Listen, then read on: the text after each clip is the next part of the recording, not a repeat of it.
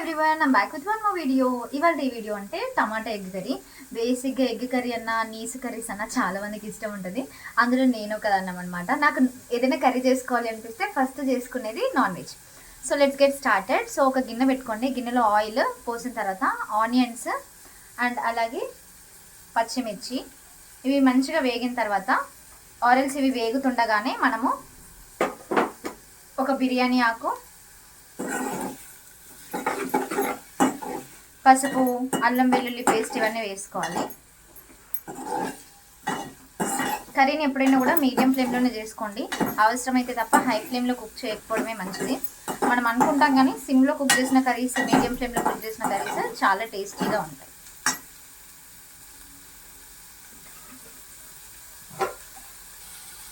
So salt and అలాగే ఒక చిన్న దాల్చిన చెక్క,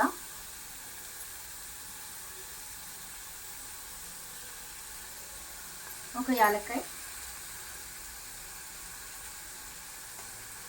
2 లవంగాలు వేస్తున్నాను.